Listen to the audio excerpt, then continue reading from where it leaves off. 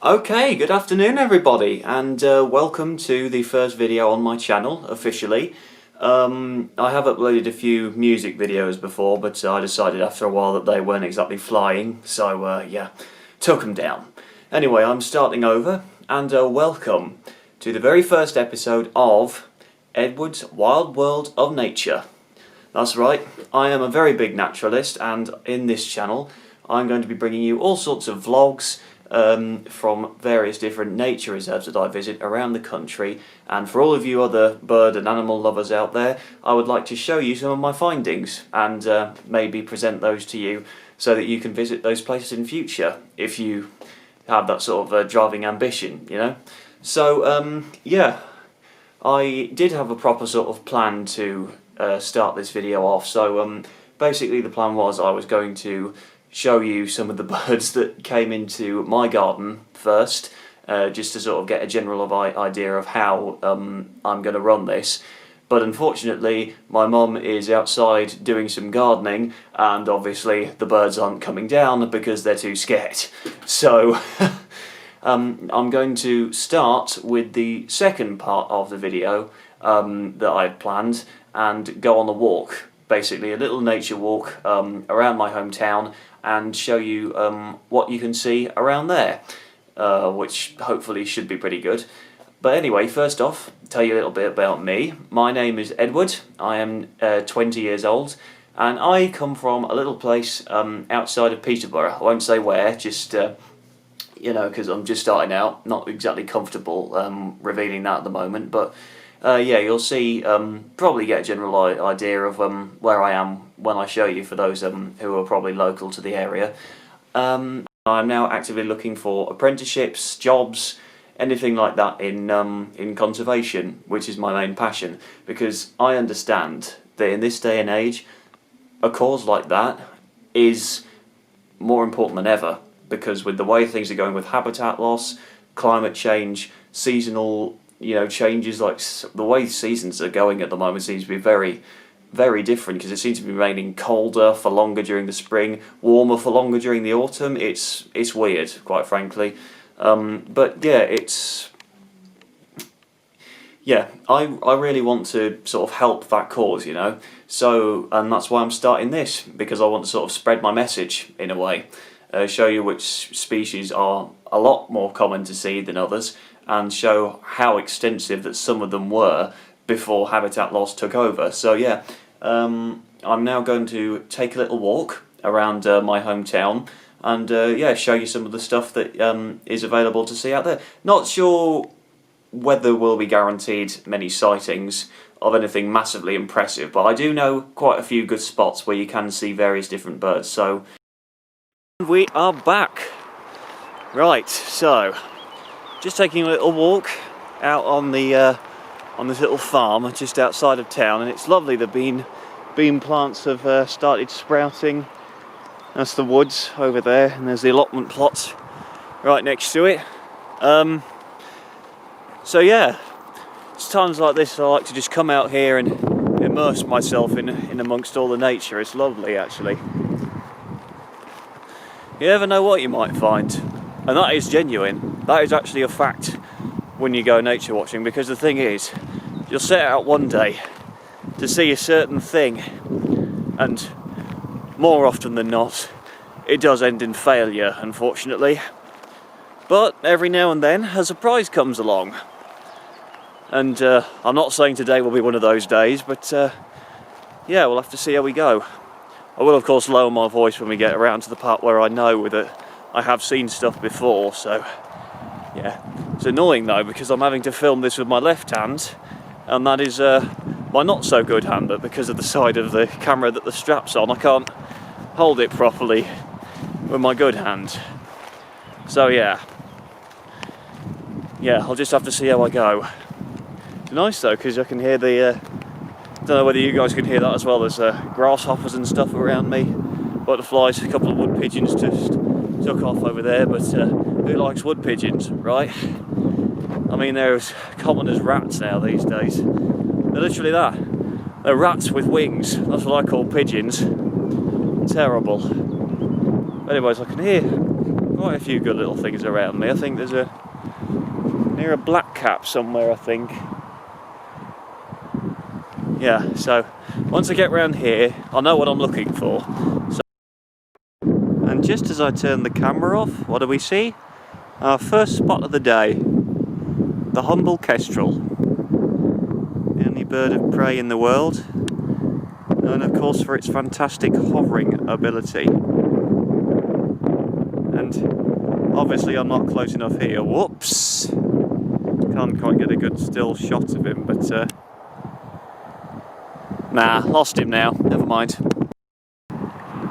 Kestrels, of course, are known for their famous hovering ability, and I didn't get a good enough shot of him there, but you can very clearly see, if you look at them closely on a nature documentary or something like that, that all of their bodies are flapping around, even in the strongest wind, but their head just stays completely still.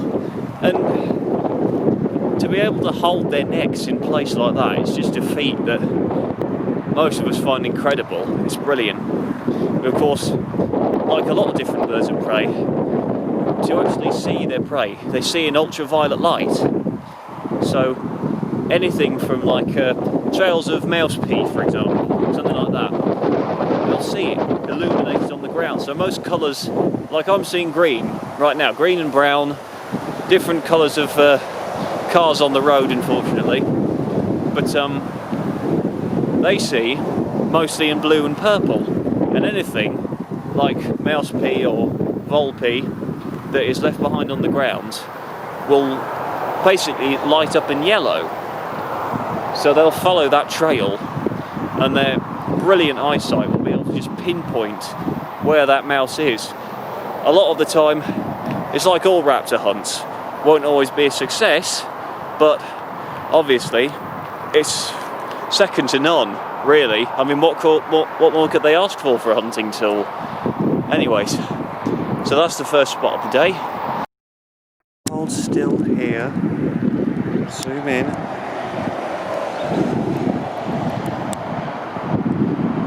Damn it, it flew off. So what happened was, I'll just hold very still right now, maybe it might come up again. I'm not sure. I doubt it will now that it knows that I'm here. But if you can hear that,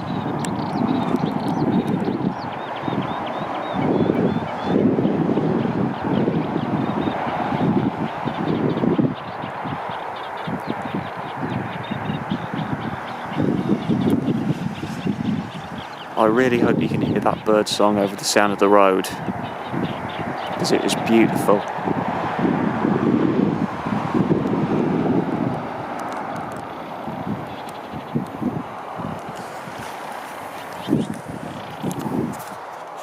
Now that was something that I was not expecting to see on my walk today. Unfortunately, he popped up like they always do. He popped up for seconds and then dropped down again.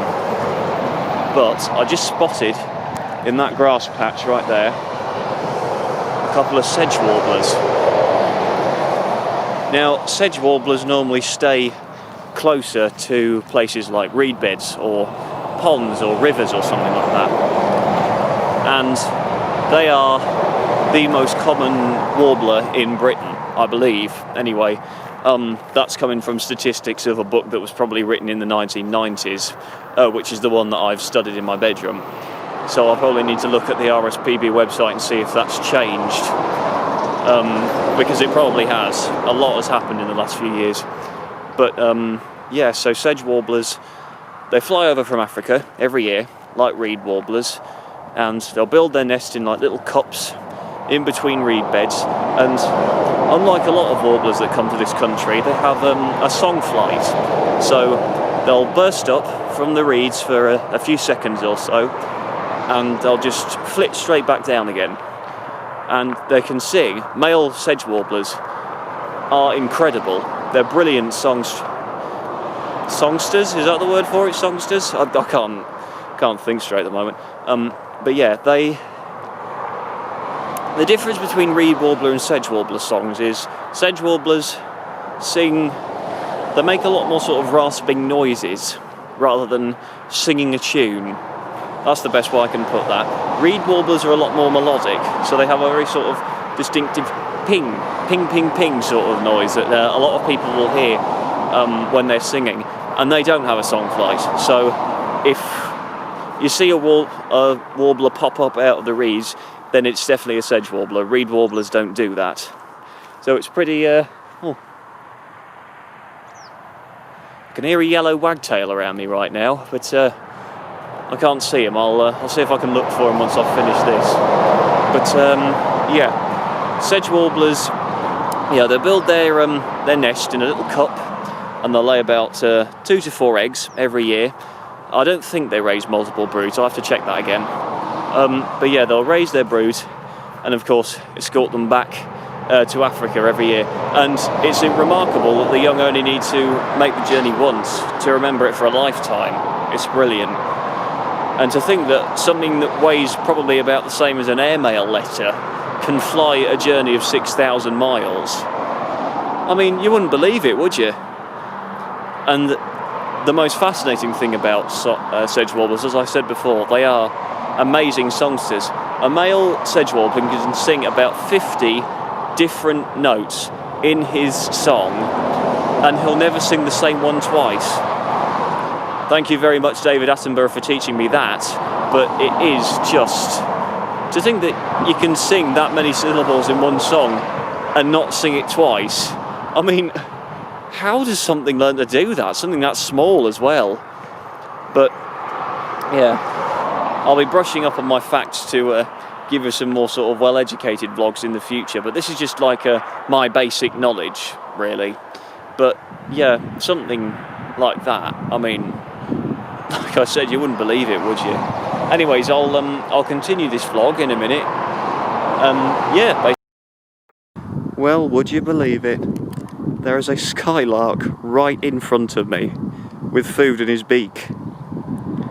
Now I think what he's doing right now is hovering over that patch of wheat, and most likely he's seen me. And because he's not going down, he's trying to make sure that I don't discover the location of his nest. So he's trying to distract me. So I'll leave him be. And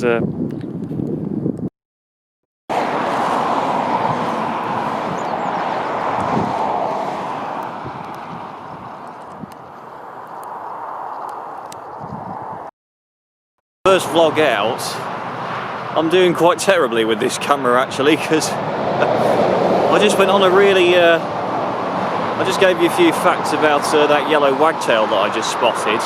He landed right in front of me after I said that I could hear him, and I wasn't recording. I thought I was, and I'd actually stopped the recording when I was trying to focus on...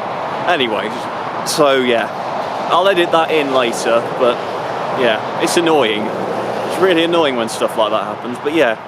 So yeah, that was a yellow wagtail that I just showed you, and he had food in his beak, which I'm very happy to see. He's very clearly got a very successfully raised brood of chicks down in the thicket somewhere, and I actually just saw his mate flitting around, so she's obviously busy keeping an eye on them while he fetches the food. So yeah, yellow wagtails, they're also summer visitors to this country. Which is unusual for wagtails, because we have 2 other species, the pied, which a lot of people will probably know about, and the grey wagtail. And the grey wagtail is a weird one because it's a little bit of a blend between pied and yellow. It's grey, but it's got a yellow belly and rump as well. So it's, yeah, curious how that sort of thing sort of comes into play. But yellow wagtails are summer visitors to this country. They'll come up from Africa as well, which...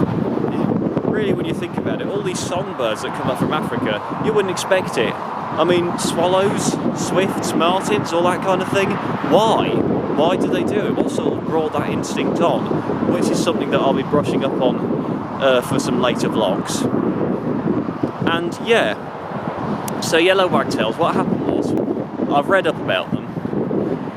So basically, one species came to Europe, a very, very long time ago. I don't know when this all happened, but various different subspecies have evolved from that one particular species. So basically, through the process of inbreeding or something along the lines of that, various different species have scattered across the continent.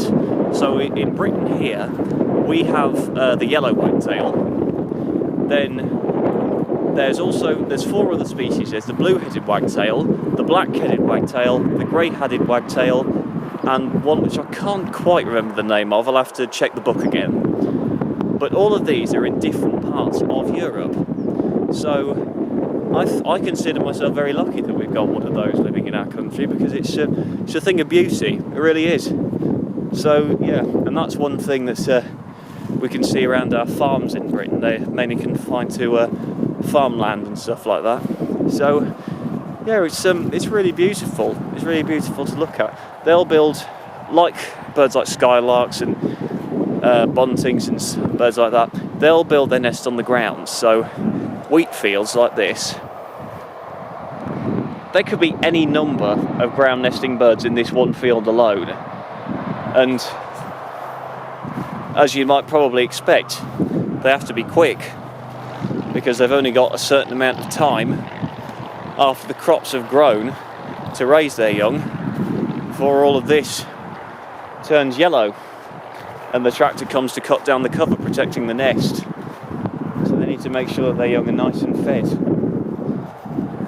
But of course it provides very good cover, because obviously ground predators like rats, weasels, grass snakes, all of these will come up and potentially take a chick. Or of course predators in the sky like crows. They're the worst ones. Crows, rooks.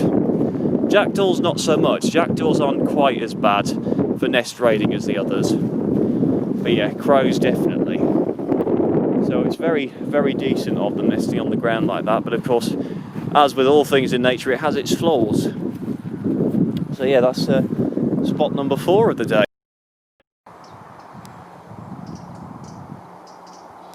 Now, of course, you hear that. That is very recognisable. And of course, it's the well-known alarm call of the blackbird. I have very clearly been spotted, and he wants me to move away from his nest.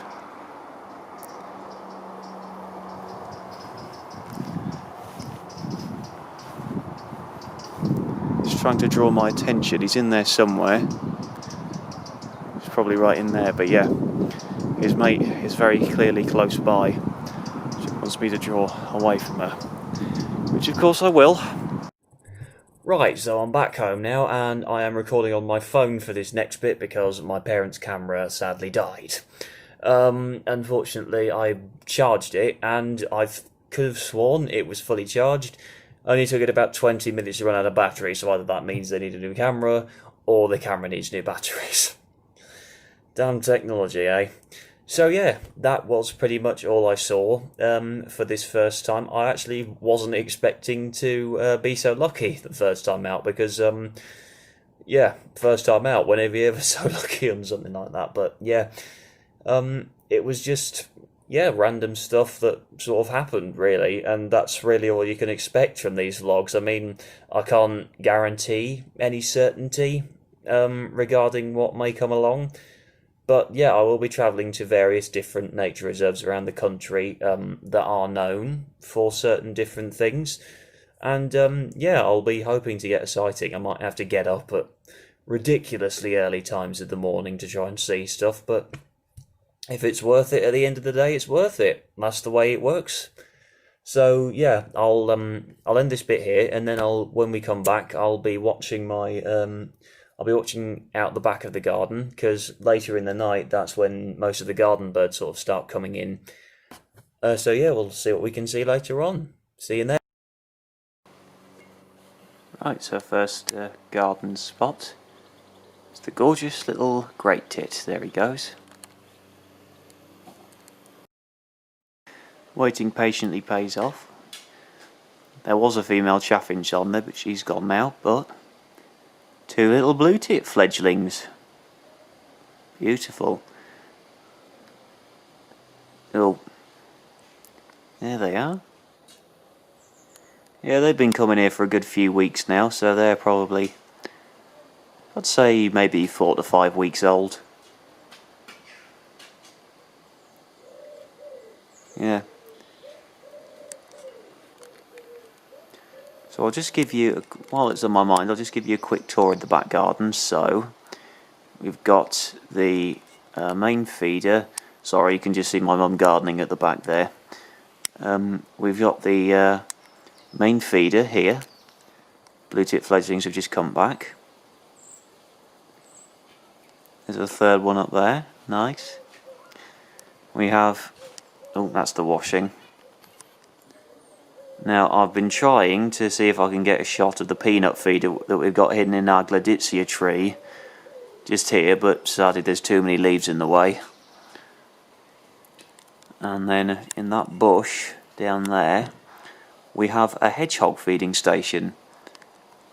There we put some cat food, special hedgehog dry food in there every night, entice them in. And actually, we are very lucky because under our shed just here is a nesting female. Yeah. So what happened was, hang on, I'll just zoom out again a little bit more. So basically, what happened was, earlier on in the spring, she came around into our garden, and we weren't too sure what she was doing there because she was obviously picking up nesting material and taking it underneath the shed. She was huge, so she was very obviously pregnant, and she was carrying the nesting material underneath our shed, and we figured, why not help her out? So we actually took some of our garden waste, left it on the path, and she was taking that as well. So it's very nice to see that she appreciates the free handouts. So we believe, we're not too sure what the situation is, because once she's given birth, the young won't emerge for about another 4 to 8 weeks until they're old enough. So she's probably, without us knowing, she's probably been coming out, going into the feeding station, grabbing what she can and going straight back so that she can produce milk for them. But my dad bought this camera trap a while ago and he set it up above the feeding station. I haven't seen what he's had on it yet, so I'll have to see. I'll have to take the SD card out and have a look at it later. But apparently there's been a lot of mice running around there, so no hedgehog sightings as of yet. But who's to say? So yeah, I'll see if I can bring regular up. Thing that I forgot to mention earlier, we have a bee hotel in our garden, and last year we actually got very lucky. We had leafcutter bees building the nest. You probably know the ones I mean if you look them up. The ones with like the rows. Where the bees can come in and sort of make their wintering nests. And we did everything the box said. We took the bees out, put them in the shed over winter, and then put them in the flying box for them to hatch out, and none of them did. So unlucky the first year. I don't know whether we waited too long or whether they were attacked by parasites, but they really do work. They really do work. It's brilliant. So yeah, once I can give you some advice if you've never seen one before.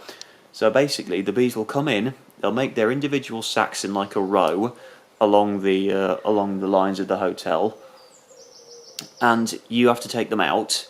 You have to sort of cut them very, very carefully so as not to harm the bees out of the hotel. Put them in vermiculite over the course of the winter, and that sort of keeps them safe while they're in hibernation. And then put them in the hatching box at the bottom of the hotel, ready for them to fly out in the following year. It's efficient. It really is efficient, and it helps them because bees are probably in more danger than ever at the moment. So if you can, use one of them because it will. Right. So as you probably saw there, I introduced you to various different bird species that, of course, we know and love from our gardens. House sparrows, blue tits, chaffinches, great tits. Hoping to see a robin. Sadly, one didn't come, but obviously it's one of those days.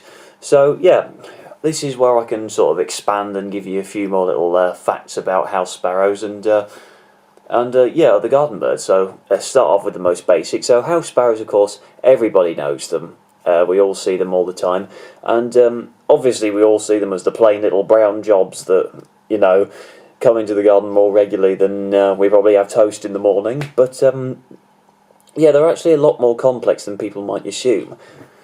So first of all, we know them from the males. Obviously have those beautiful chestnut stripes across the side of the head, the grey bald patch in the middle, the black eye stripe. Females are of course same sort of brown patterning, but they have a white eye stripe across the top of their head. And but the males have a very different patterning with their bibs. They of course have their black bibs, and the thickness of the bib determines rank in sparrow society. So basically the way it works is sparrows with no bib, they'll be assumed the rank of private in layman terms. Slightly thicker bib, that could be like a corporal. Even thicker could be a sergeant. Thicker bib than that would be a captain, and the thickest of the lot would probably be a colonel or a general or something like that. The ones that nobody wants to part from their lunch, because as soon as the colonel comes down, all the other birds will clear off. Now sparrows are very sociable birds. They're what's known as gregarious in bird society, and that means open to company, basically. So they'll often be seen in large flocks on bird tables, taking dust baths. Now dust baths are very important to birds because they get rid of parasites like mites, ticks and fleas. Then of course they'll have regular water baths to clean their feathers out. Sparrows feed off various different types of food, so seeds, insects, mealworms are a good sort of food to put out for them, regular seed, all that kind of stuff, but they'll eat stuff like crickets, beetles, all that kind of stuff. And then of course when it comes to the courtship, males mate for life, so they'll have one mate and they'll stay with that mate forever until potentially one of them dies, and they will remate. The males will build the nest for the female, and they'll call on top of the nest box or tree or a hole in a bank or a cliff. All of those are perfectly good nest sites, and they'll call to attract a female, and the female will respond, and then of course they will mate. And the female will lay a clutch of 2 to 5 eggs in a season, and they'll raise that brood for a period of 2 to 4 weeks. And we've had some. We had a nest box on the side of our house with a camera in it, and more often than not, the pair that kept coming back to it laid probably about 2 to 5 eggs every year. That more commonly it was 5 actually. We had the most we've ever seen, and often than not, annoyingly, the way they build it is they'll start off with the nesting cup, and then they'll fill over the top of the nest to keep the young safe while they're still small, and then let the young will sort of tread down the nesting material as they get bigger. Annoyingly though, while they were doing that, it covered up the camera, so for the first few weeks we actually couldn't see the young until they got big enough to tread it down. But yes, after about 3-4 weeks at best, they normally fledged, and the parents will keep feeding them for about a week or so after they fledged. Sometimes it doesn't always go successfully. We did have one that fell out of the nest after one of the cats attacked it. We rescued it, and unfortunately, well, we did release it again, but we don't really know what happened to it, so whether it lived, whether it died, we're not really sure. But yeah, that is basically the sparrow life cycle. And then of course blue tits. Blue tits are another very common one to see in the garden. Of course they've got that resplendent blue cap, blue wings, yellow chest and the black stripe through the centre. And males are brighter than females, which you can't often see from a distance. I have been able to notice it on the Springwatch live cams. They always have a blue tit nest on a Springwatch live cam, and I've been able to learn lots about blue tits from that. And this was intriguing. I'll be down in a minute. Alright, thank you. Dinner call. So basically, blue tits will lay about 5 to 8 eggs in their nest. Some have even been known to lay 11 or 12. One even laid 19, which is the biggest amount of bird eggs for a songbird on record. But this could have been 2 females laying in the same nest, because that has been known to happen. Even great tits have laid their eggs. Oh my god. Laid their eggs in blue tit nests, getting and wow, I cannot talk for toffee right now. So yeah, they'll lay their eggs in other birds' nests, and amazingly, the blue tits will actually raise the chicks. I have seen that happen on Spring Watch before. It's strange to think that they'll raise chicks that aren't their own, but that's just the motherly instinct coming out of them, unfortunately. And yeah, so they'll raise the eggs. Sometimes it hasn't always been successful. Sometimes some of the chicks may die, probably due to parasites being trapped in the nest, or there being poor food supply that year. But blue tits will relatively feed on the same sort of things as house sparrows, crickets, beetles, caterpillars. Caterpillars are very, very important food source for blue tits, which is why they live in oak woods a lot of the time. Their natural habitat before they came to gardens was oak woods, because caterpillars prosper more in deciduous woodland than coniferous woodland. So with habitat loss, it has been harder for them to get the necessary source of caterpillars that they need. But peanuts are a very good source of food for blue tits if you want to put some food out for them in your garden. And grit is also very important for blue tit sparrows and any other birds that come into your garden, because that helps them digest their food. So yeah, that's all the facts that you probably need to know about what to feed them. And nest boxes. With nest boxes, they need a very particular size hole to make sure that no other bigger birds come in and occupy the nest before they do. So 24mm across, 1 inch, that's the best one for blue tits. And of course they'll line it with grass, moss and hair. Pet hair is very important for blue tits because it's very good insulation for the chicks. So if you brushed your dog, your cat, any other pet, just leave the hair out for them and they'll pick it up and take it in straight away. And this is another thing that blue tits are quite well known for, or used to be known for. I don't know whether they still do this, because it's become a little less common, but we've actually started doing it a lot more to cut down on plastic. Milk bottle deliveries. So blue tits, in the olden days, they'd often swoop down, peel off the foil tops of the glass bottles and drink the milk, because it actually contained a lot of nutrients for them. And they actually learned they preferred the full cream, because in the olden days there used to be a full cream milk, and I don't know what the other varieties were, but that's the only one I remember. They had the full cream milk, and they'd know which foil top contained the full cream milk over the more sort of saturated milks. So the milk, semi-skim milk, wasn't good for the blue tits because they're lactose intolerant. But the full cream milk was a lot more fatty and very energy rich for them.